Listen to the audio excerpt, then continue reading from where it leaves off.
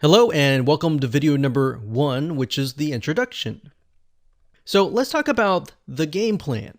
So the overall view of this is to try to build authority first by providing some really targeted content, showing people that you know what you're talking about, and that will actually result in trust. So a lot of times, if you want to move into any market, the fastest way to build a following is to show that you know what you're talking about. So in other words, if you don't know what you're talking about in a particular niche, then that can become problematic. So it's going to be more valuable for you and more profitable for you to understand what you are selling. So for example, if you're doing something like affiliate marketing and you are not as familiar with the niche, then you need to step aside and do a little bit of research, do a little bit studying to understand who you're targeting, what their mindset is, and how they talk, because different communities talk differently. Different communities have different ways of speaking, different words they use, and all of that, different abbreviations, for example. So aside from that, I want you to realize that if you haven't been on Twitter, or you have, you'll notice that content on Twitter moves very fast. So in other words, you post a piece of content and that can literally go down the page because so many people are posting content after content. So you have to realize that Twitter moves very, very fast. It's not like a lot of other social media platforms like Instagram, where somebody makes a post and then everybody views the post and all that. Twitter moves so fast that a lot of times people will be tweeting, sometimes within a few minutes, just tons and tons and tons of posts, because it's about 140 characters or less. So keep that in mind. When you get involved in this is why you need to know what you're selling or the niche really well. Because if you know it really well, then it's going to come to your mind really fast, right? So in a fast-paced, moving environment, you will be able to move fairly quick. Now, if you haven't had this experience before, you can try it out, and as you utilize the system, it'll get easier over time. So just to recap, we're going to focus on authority by providing really good content really, really fast.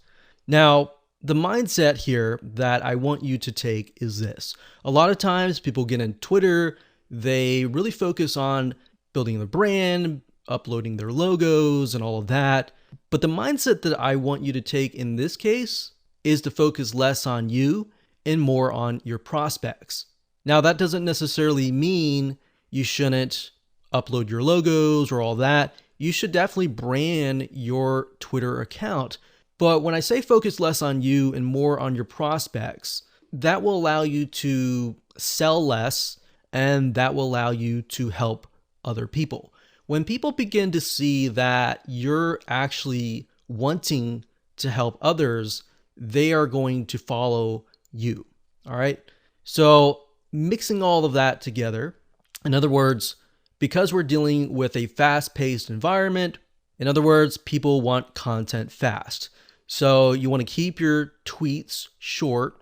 You want to have catchy headlines, but you want to avoid looking like you're selling. So you could look through a lot of really good copywriting headlines to grab people's attention. And I'm going to show you how to go about, getting those headlines that actually relate to your niche and that actually work really well without looking like a spammer, because that's what you don't want to look like. Now, what I want to do now is give you a bird's eye view of what's inside this video course. Obviously, this is video number 1. Video number 2, we're going to talk about what not to do. A lot of times it's easy to talk about what to do, but what if you make mistakes? What not to do? So we're going to talk about that in that video. Video number 3, we'll talk about researching, and researching is going to help you formulate your game plan. So we're going to research all sorts of things, and I'm going to show you the step-by-step process of doing that. So once you actually have done research, then you have created your game plan and you don't have to do as much research from that point on. So really it's that as a step. And then once you're past that, you can move on. And of course, video number 4, we'll talk about different types of content, how content is key, why it's important to distribute content, snippets of content, but not too much content. So in other words, you don't want to send people to links all the time. You want to give people content in snippets. But how do you do that is, of course, what we'll talk about in that video. And of course, video number 5, we'll talk about giveaways and how giveaways can help you boost your following. And we'll take it one step further in video number 6 and talk about authority giveaways. So these are types of giveaways that will allow you to build more authority quite easily. So in other words, the concern a lot of people have is that they get in Twitter, it takes them months and months or even years to build a decent following. And with giveaways, you can build a fast following, but you want to be careful about how you do it because you don't want to gain a lot of freebie seekers at the same time. So we'll talk about that. We'll talk about how to utilize giveaways to boost your authority. Now let's talk about what you need before you can actually get started. So obviously, very self-explanatory, you're going to need to have a Twitter account. Then next, you're going to need to have your website. You're going to need to have knowledge of the niche. So like I said earlier, it's very hard for someone that doesn't understand that niche. So if you hire someone, make sure that they understand it very well. A lot of times people hire virtual assistants and they have no knowledge whatsoever of the niche. So they're really going based off of the script. And if you do that, then guess what? People are going to reflect on that. They're going to see that your brand is fake and that's what they're going to associate with you. So you have to be careful with that. So a lot of times when you hire somebody, look for somebody who actually has a background in that niche. And ultimately, what's going to happen is if you do that, most likely the person is going to be more passionate about the niche and they're going to be able to talk about it in a much more thorough way. They're going to be able to use the jargon and all that. So in essence, that's a good way to bypass that roadblock, especially if you're doing something like affiliate marketing. And of course, you'll need some money if you want to utilize some tools to speed up the research. You don't need it, but like I said, I'm going to show you some tools that can actually speed things up. All right. So with that said, let's move on to video number 2. Hello and welcome back. This is video number 2, and we're going to talk about the things that you should avoid doing in terms of running your Twitter account. Now, some of these are very obvious and some of them are not. So let's just go through some of the basic ones. So obviously, you should not self-promote too much, especially in the beginning. What you're trying to do is you're trying to gain trust, you're trying to gain a following. So the less that you sell and the more that you give, the better of a following and the quality of the following you will actually get. In fact, contrary to belief, if you begin to do a lot of self-promotion or giveaways right off the bat before you grow good content, provide good content and all that, you'll get a lot of freebie seekers. Now, we will talk about giveaways in the sense of attracting people that are of your niche and that are of high quality, because there's a certain way of running giveaways and there's a certain way of not running giveaways. Because a lot of people, the way they run giveaways, they actually will attract freebie seekers. And that's not what you want, because if they buy your product, they will end up demanding a lot more from you later down the road. So obviously that's a big self-explanatory thing. Just don't promote yourself way too much, especially in the beginning. Another one is not responding to tweets. Whenever somebody tweets you or they even comment on your tweet, it's a good way and a good thing to respond back to them. Because otherwise, if you're not responding, you're not showing that you're engaging. To them, it shows that you're not interested in them. That's one thing that I've noticed whenever I was utilizing Twitter, was that the people that were highly engaged with those that were following with them, or even that were responding to their tweets, and they were responding back, a lot of them were actually really nice people. So really helpful people. And then you have people that are like, they don't even respond to any of their tweets. Now, obviously they can't respond to every single tweet, but if they're not really engaging, they are showing a little bit of authority, but it's more of like, it's kind of giving off that vibe of, I don't need to talk to you, I'm better than you, kind of thing. So you don't want to present yourself in that light as well, if that makes sense. So another thing I have noticed is too much negativity. Nobody wants to follow somebody who is just too negative. Yes, there is a time to, call out people, but for the most part, even if you are in the right, a lot of times that can be a negative thing. So especially in the beginning, you want to be positive, you want to stay positive, you want to give really good content and all of that. So another thing is spelling errors. Now, obviously with Twitter, because it's a fast-paced environment, sometimes you will make spelling mistakes. But for the most part, you should try to avoid them. And that's mainly because at the end of the day, people unfortunately do care about spelling. I don't know what it is, but with running in many different social media channels, we've found that over the years that people do care. When they see a lot of spelling mistakes, they view that as, not a big brand or not a brand, but maybe a smaller person.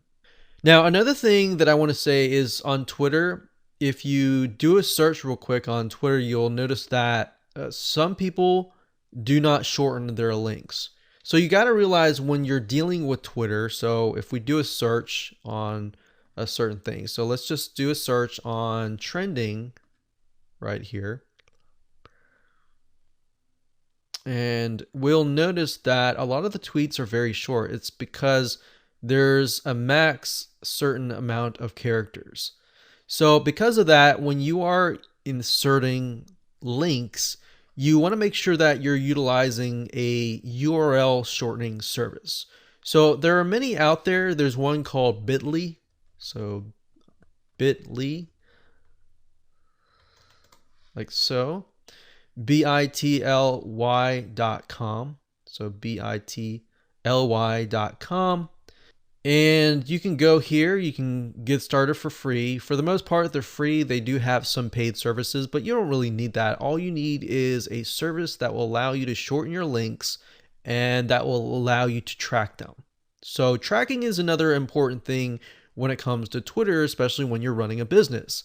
If you just create a link for the sake of shortening a link and there's no tracking involved, you're not going to know if that Twitter tweet is actually getting traction or not. You might get a tweet that only gets a few comments, but it's got a lot of clicks. And that's something that I noticed as well, is not everybody will actually interact with you. All right, so Bitly is one that is really good. So do not, in other words, do not use the natural URL, the URL that you're going, that's linking to your website. You want to shorten it first and then post it to Twitter. So another thing that I would definitely say to avoid is hashtag abuse. In other words, you don't want to spam people with hashtags. Hashtags are a great way to get listed in a list of relevant hashtags. So if, say, for example, you click on hashtags or you do a hashtag and you do something like, let's see, food or pizza. Let's get specific. So let's say pizza. So when somebody does a hashtag pizza, or they're looking for pizza. So that's fine and dandy. And you scroll down here. So all we see is pizza. Now, what I found is some people just put a bunch of hashtags, random hashtags, for the sake of getting attention. And you want to avoid that. You want to make sure that the hashtags are relevant or the hashtags relate to whatever you're trying to sell or what are you trying to provide in terms of content. Now, we'll talk later about utilizing certain hashtags to attract a specific audience, which is a little cool trick that we'll show you in those videos in terms of doing research and all of that. Okay, so those are just a couple of things that you should never do. Now, you should definitely update your profile, upload images, upload your logo and all of that good stuff. But I don't want to go into too much depth. There's probably a list of hundreds of things that you should avoid doing, but those are definitely the big ones. All right. So with that said, let's move on to the next video. Hello and welcome back. This is video number 3, and we're going to talk about research. Now, it's easy to want to just research just to research, but what I would recommend that you do is to, number one, try to be a part of the community, the niche, and just suck in for one day what it is all about. So you'll get an idea of what sites, what people recommend, what people like, what they don't, because different niches are different. Some like to utilize certain things, some like certain things, some don't like certain things. So that's what I'm saying is there's no really one size fits all. Now, what I like to do first is to figure out what Twitter accounts are actually doing well, which ones are getting engagement, and which ones are not. Based on the ones that are not, what are they doing wrong? Or what are they doing that is pushing people away from actually interacting with them? What are the Twitter accounts that are doing really well, and what are they doing right? And of course, what are they doing wrong, or what can they do to improve? So you're trying to figure all of that out, and while you're doing that, you want to gather hashtags that are doing really well. You want to gather an idea of the keywords, the things that they're doing to basically create more engagement. Now, what I like to do to kind of pinpoint things is to target in on big brands or brands specific to that niche that are doing pretty well. So we're going to utilize a very general keyword in the sense of weight, losing weight. This could be gaining muscle, could be losing weight. So in this case, it will be losing weight. So what I like to do is go to google.com and do a search for magazines. So most likely these magazines have a good Twitter following. So if we do lose weight, we got Weight Watchers magazine. So let's type in Weight Watchers and see what we get here. So a lot of times you type it in and let's see, can we get that? Weight Watchers. Okay, so this is them right here. Sometimes if you don't get the account right away, you'll just click on people, and that will list the actual company or the actual people that you're trying to find. Okay, so we see that they have about 320,000 followers, and we scroll down, and what we're looking for here is engagement. All right, so we're looking for likes, engagement, retweets. So this one here, for example, this one here, this one has 3 comments, 3 retweets, and 7 likes. So if we scroll down further down and just take a look at the ones that are getting a lot of traction.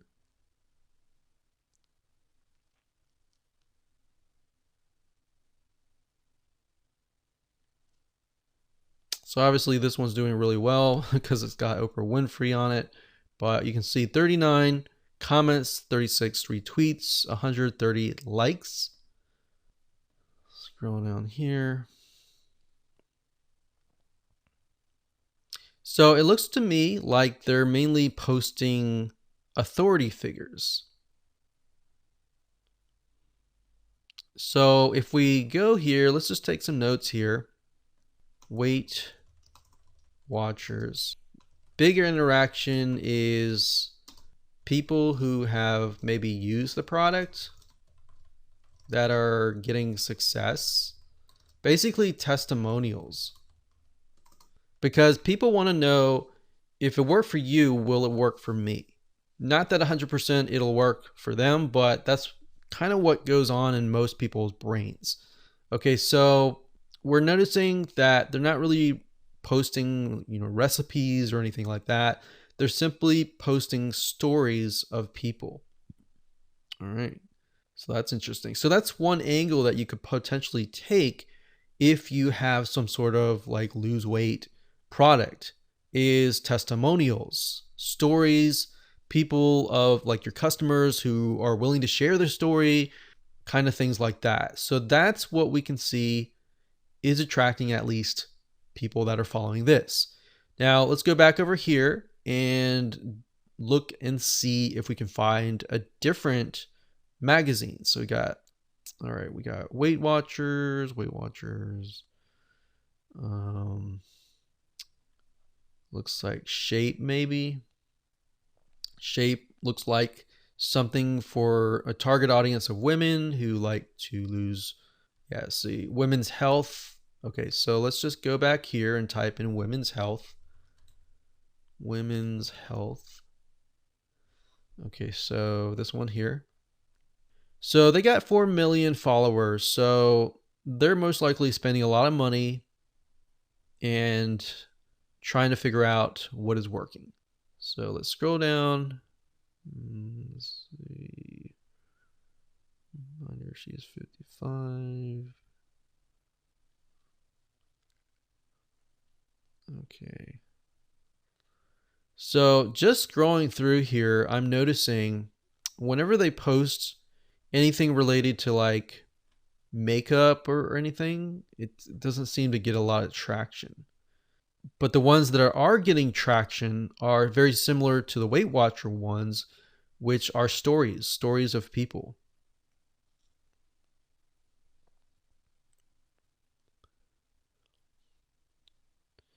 Now they are listing food, which is also getting traction as well. So yummy tasting looking food.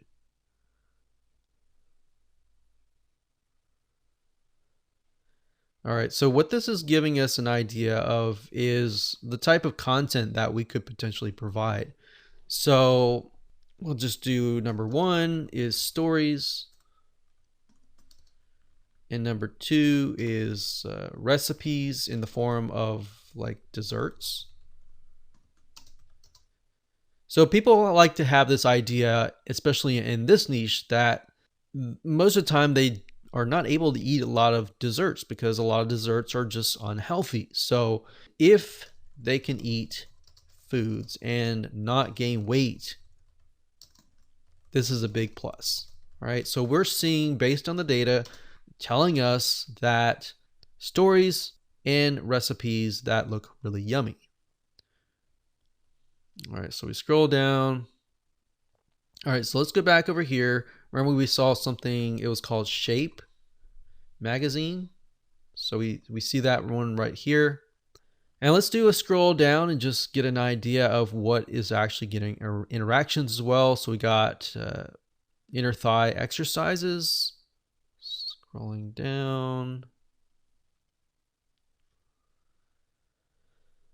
Let's see here. So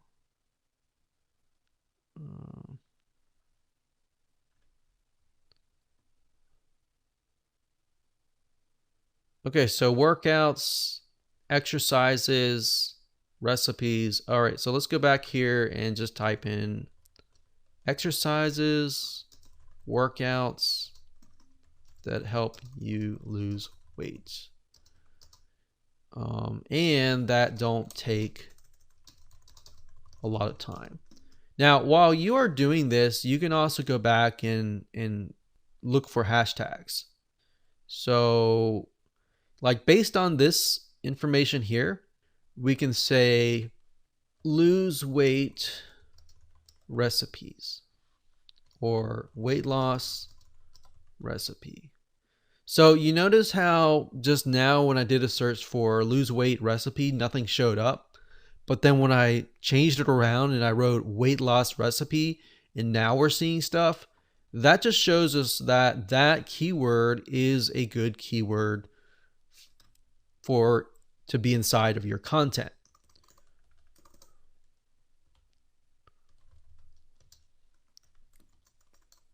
So content keywords. So I'm curious to know if that is a hashtag. So weight loss recipe.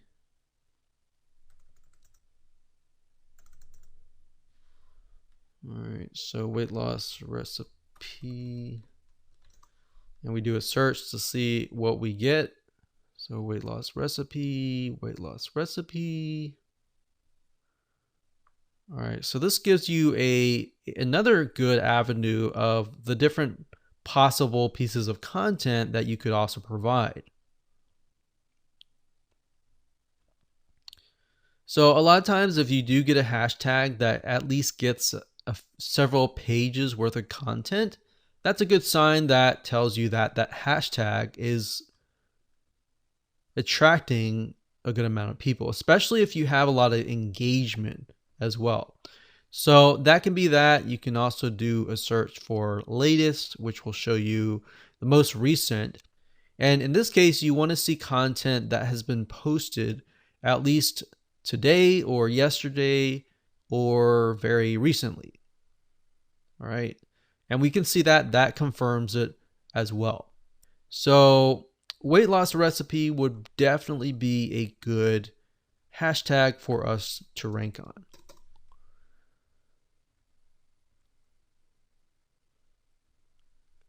So going back over here, we have recipes, exercises. Okay, so we did a search on Weight Watchers, shape, and women's health. And that way we know where the data came from. So that's what I would do. That's basically all I would do is simply go through it, look for more magazines, and try to find a pattern here. If you notice that out of the 10 different accounts that you looked at, they all have very similar things. They have stories, they have recipes, and they have exercises. That's something that you definitely want to look into and try to do yourself. So you're not exactly plagiarizing because you're not copying the content. You're not utilizing their websites and copying their content on their websites and all of that. You're simply gathering kind of a general view of what is actually working.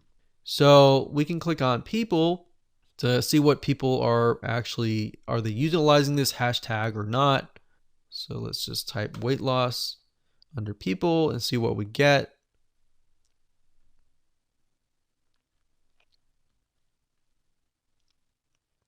All right. And we got photos, videos, and more. So that's your goal, and that's really your homework that you should be doing, is just do the research, type in the magazines. There's just about a magazine for just every niche or general niche.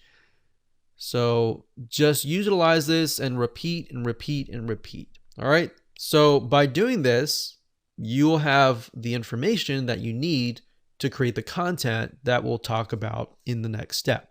All right. So with that said, let's move on to the next video. Hello and welcome back. This is video number 4, and we're going to talk about content and how you can go about taking what we just learned in the previous video, doing the research, finding the keywords, finding what people like and what they want to engage in with. So if we pull that up here, remember we did a search on weight loss magazines, Weight Watchers, Shape, and Women's Health. We found that they like stories, testimonials, basically showing that it works for other people. And essentially those would also include things like side-by-side pictures, like one picture over here and how they've, went through maybe Weight Watchers and then or weight loss, and then you see another picture of them having lost weight. Then, of course, we have content in the form of maybe recipes and in the form of exercises. Now, how do you go about replicating this if you don't have a lot of this content already? Well, right off the bat, if you don't have a lot of testimonials, you can go straight to recipes or to exercises. Now, how do you go about doing that, getting people's attention as they're scrolling through hashtags? Well, as we know, psychologically and over the years, it's been proven that images work. But not only any images, but images that are often non-threatening, which are basically cartoons. So if you've noticed over the years, you might have seen ads with cartoons, especially in the area of weight loss, relationships, money, and more. Now, this is how we're going to go about doing it. We are going to simply, let's say we went through here and we found, let's say, a workout that is working out really, really well.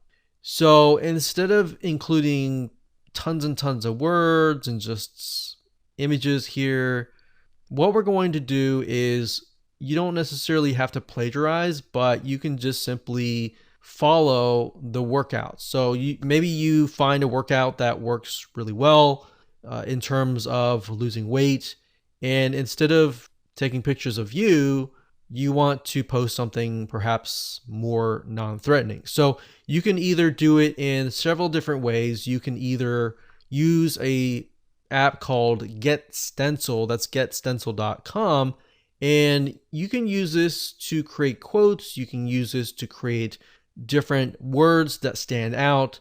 And that's what I would do. Instead of posting tons and tons of text and only text and that's it, and hashtags, I would post both text, hashtags, and images. Now, like I said, GetStencil is mainly for things like quotes and words. But if you want to, let's say, convert an image, and let's say you have a workout that works really well, you can send your images to an artist and have the artist turn those images into cartoons. So one site that we recommend going to is called Fiverr.com. That's Fiverr.com. And if you go to the site, you'll be able to find a lot of people who can create amazing cartoons. Now, some of them look really cheesy. The goal of this is to simply find an artist that fits what you're looking for. So if you're scrolling down and you see, okay, this person creates designs that are similar to what I'm looking for, then you might want to open that up. So basically, just scroll down, take a look to see if you can find somebody who is creating designs and cartoons that fit that character.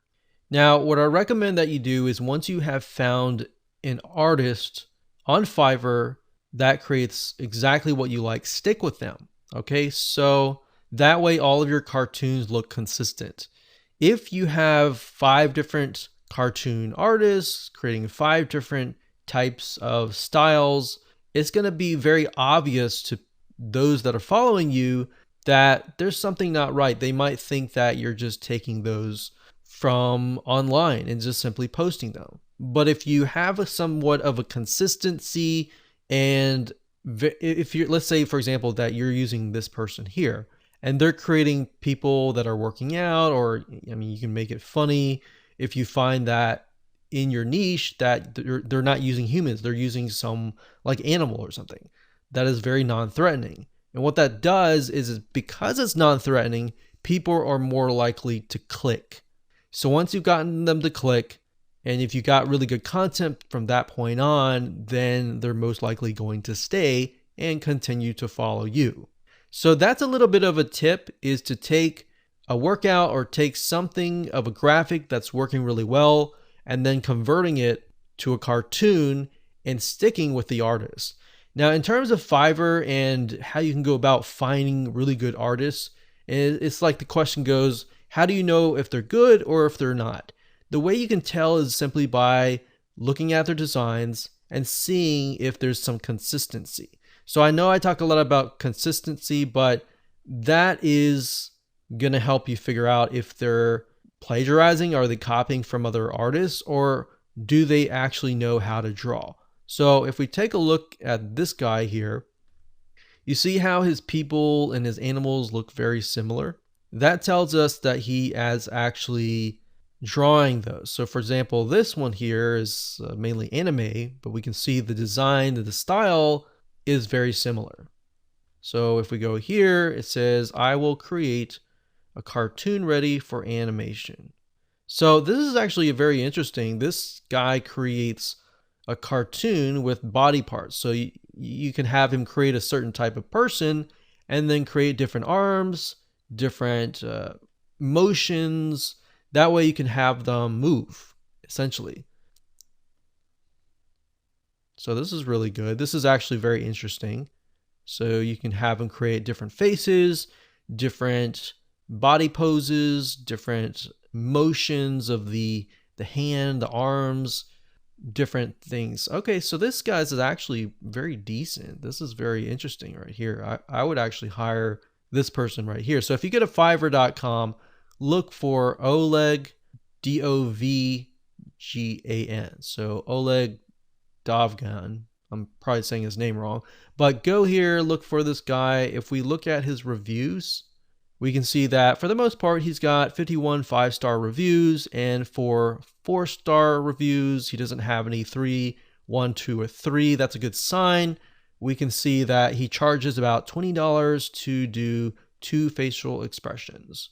So what I would do is I would start out maybe with the basic one, and if you like it, you can always add more facial expressions, body, arms, and more. But obviously you can see that it's a lot more cheaper if you go with the premium right off the bat. So he does 6 facial expressions, 2 trunk, 3 sets of legs, 8 arms, and 8 additional items.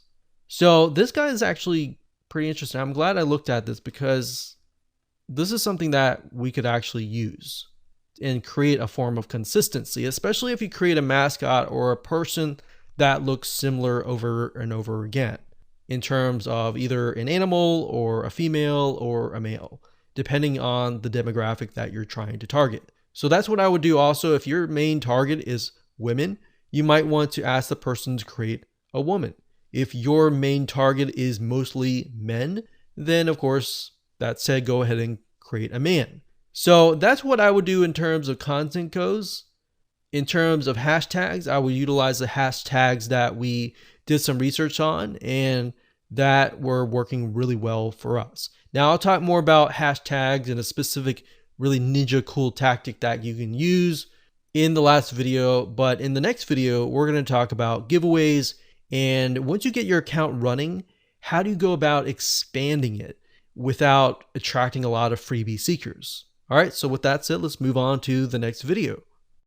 Hello and welcome back. This is video number 5, and we're going to talk about giveaways and how you can utilize them properly to drive more traffic to your Twitter account, get you more followers, and get you where you want to be so that you can build a bigger list and you can convert those leads into potential sales. Now, there's a wrong way to run a giveaway, and of course, there is a right way to run a giveaway. What I mean by that is the wrong way is to simply attract freebie seekers or attract people who have nothing to do with your niche. So if we go to Twitter here and we type in hashtag giveaway, we can see a lot of people running different types of giveaways. So this gives you a general overall view of giveaways. So if we scroll down here, some of these people are giving something actually related to their business. So for example, Power Direct, I assume is a company. It looks like a company, an electrical retailer company. So they sell a bunch of electrical items, and it looks like they're giving away a auto steam iron. Now, I'm not sure exactly if Power Direct is a company that develops irons. I'm not sure. So if we click here, we can see that they mainly sell appliances. So they sell dishwashers, all sorts of things, TVs and all that. So to me, that's very broad, and it might make sense to have a giveaway, but you're still not attracting, you might not be attracting someone who might be wanting a dishwasher or wanting other items that you actually sell. If you're giving away an iron, or if you're giving away, let's say, a sewing machine, and you're attracting people who like quilting, people who like sewing of some sort, maybe some arts or crafts, maybe you're selling a course on sewing. So that would make sense in that case to have a giveaway, to give away a sewing machine. So in this case, it kind of makes sense, but at the same time, it's too broad and too general. In that case, I would not run a giveaway for that. I would want something a lot more specific. Now, if we scroll down to the bottom, a lot of it says like retweet, follow me, retweet me, or retweet this thing, comment below, and all that. Now, this one only says retweet and follow me and follow this person. It doesn't say anything about commenting or anything like that.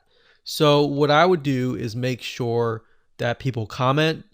If you can get other people to comment even the hashtag that you're using, that can actually effectively help you rank on that hashtag.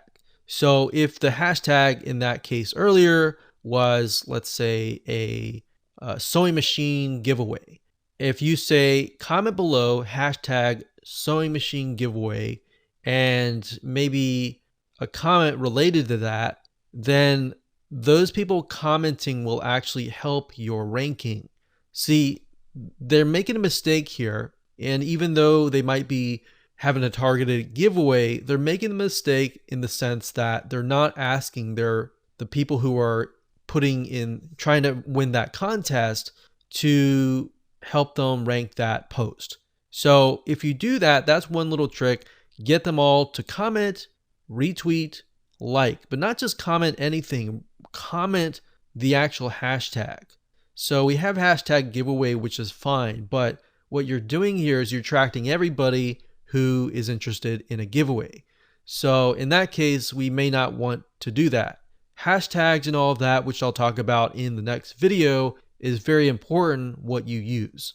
So if we scroll down further down and look at the different giveaways that are available, we can see here.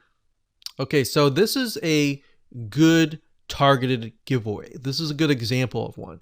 This person is selling, or this company is selling lemonades. So if we take a look at them, so they're called Calypso Lemonades. They sell different types of flavors of lemonade. And as we scroll down, looks like they do a lot of giveaways, and looks like they're actually getting a lot of interaction. All right, so they're very consistent on the type of giveaway that they are giving. Okay, so that's a big plus. One thing that they could do is shorten their URL here, and there's a lot of caps in lowercase, and it's just kind of confusing as to what is what. But I will give them props. It is targeted, and that's good. So if we click down here, let's just click this tweet here and see what kind of comments they're getting. So they're saying, starting today, enter for your chance to win at blank blank. Good luck. So they don't really tell you what to do. When you run a giveaway, you need to tell people what they need to do. So like I showed you earlier, comment, retweet, or comment this hashtag, retweet, and like. So as we can see here, it says this person commented, I just entered, found out about y'all, and my life changed or something because of your lemonade. So if we scroll down, so it's interesting to me because these people did not ask for a comment, yet they were able to get a lot of good comments. And the comments aren't just random, they actually relate to the lemonade. But you believe it or not, they could actually double their comments if they simply ask people to comment. So you might have, let's say, 141 likes, but there's only 56 comments. If you ask people, the requirement is also to comment, they would have gotten 141 comments if they got 141 likes. Now, that's not guaranteed, but we're just saying we're trying to expand the interaction here.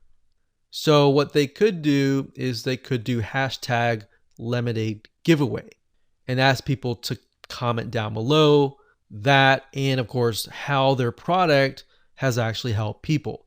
So essentially what they're doing is they are giving away what people already want. And that is why they are building a targeted list. They are building a targeted following. People get what they want. So in other words, another thing you could do is do giveaways with coupons. If you're launching a product, you could say, okay, so for every one of you who comments down below, I'm going to choose 10 winners. And you could choose those 10 winners. And then for the people that did not win, you could give them coupons like 10% off coupon to your product. And they're going to be happy because that's what they wanted in the first place. So in other words, don't run a giveaway for like an Amazon card. Now, you could say that they could buy a product that is related, but then you're going to attract other people that just want your Amazon cards that have nothing to do with your niche. So hopefully that makes sense. I'm not going to go into too much because I want you to take action. I want you to take this information and apply it. So remember, targeted giveaways are key. Get them to comment, get them to retweet, and of course, get them to like. Now, in addition to that, one thing that can help you choose a person, let's say, for example, you have hundreds of comments and likes, but you don't know who to choose as a winner. So there are some tools out there. You can actually go to google.com, do a search for like random tweet picker. And one in specific it's called TweetDraw. And if you go to competitionagency.com, that's competitionagency.com/TweetDraw. A lot of these tools actually require that you log in. So you need to log in and then you simply paste the URL of your giveaway. So I can't really show you that to you now because I'm logged into a brand new account that I created just for this video course. But you log in, you simply enter the URL and it will choose a random winner. You can take a screenshot of that and then show people that you actually utilize this tool. And that way they know it's random. Otherwise, if you just pick someone that you like, that's not really random. So that's as easy as it gets. In the next video, I'm going to show you how to take that giveaway to the next level and get more traffic. All right. Hello and welcome back. This is video number 6, and we're going to talk about how you can multiply your giveaway in the sense of broadening our reach and getting access to more audiences that would be interested in what you're selling. So you really have to think a little bit for this one because you really need to know what you're selling. So let's start off where we left off in the previous video with the Calypso lemonade. So as we talked about in the previous video, this particular one sells lemonade. So we have to think, okay, what other audiences are interested in lemonade? So we can think of people who go out on the beaches, they're thirsty, they're looking for lemonade to drink. So in that case, what we could do is we could begin to look for beaches in certain areas that sell Calypso lemonade. So if we happen to find a beach, we could do hashtag beach, that particular beach. If we find out that maybe there's a Calypso lemonade store in a specific city, we could hashtag that specific city or location or wherever. So that's what happens here is you're not just targeting that particular, your followers, you're also targeting people who are going to want your product, if that makes sense. So you really have to think on this one, and you have to think carefully because it requires you to think about where your audiences are located. Now, if you're selling something that is just generic, let's say a weight loss product or course, then you're going to want to think, okay, where are these people located? Maybe you can target New Year's hashtags around that time of the year. You can target specific diets, maybe the paleo diet, or specific diets that help people lose weight that are targeted specific for that. Or you can target specific authorities that talk about weight loss. Maybe you could potentially, it's not in direct competition with them, but it's actually something that complements whatever that they are trying to sell. Now, you have to really be careful about tagging authorities. You might want to ask them first before you tag them. And the reason why you want to do that is because if you do that, you'll get their permission and you won't look spammy. One thing that people really hate is to be tagged in something and they did not give you permission at all. If you do that, it can actually help, but it can also backfire. They themselves, if they have a big following, they can call you out on that, and that will not look good on you. So you have to be very careful. It's kind of like a JV. You need to contact them first and say, hey, can I tag your followers? And if I tag your followers, I'm going to give your followers XYZ. So it's a win-win situation. And also you're going to get more exposure because I'm doing the same with these other 10 authority figures. So in turn, you will get more exposure. I'll be happy to promote your product and vice versa. So it's kind of like you scratch my back, I'll scratch your back kind of thing. But you want to make sure that it is targeted, that it is not some random Amazon card, but it's actually something that your followers are going to be interested in and their followers are going to be interested in vice versa. So that's as simple as it gets as far as trying to expand your reach. All right, congratulations. You've reached the end of this video course. Make sure that you watch it again if you want to recap and try to implement it, but don't sit on this. Implement this and start building your Twitter following.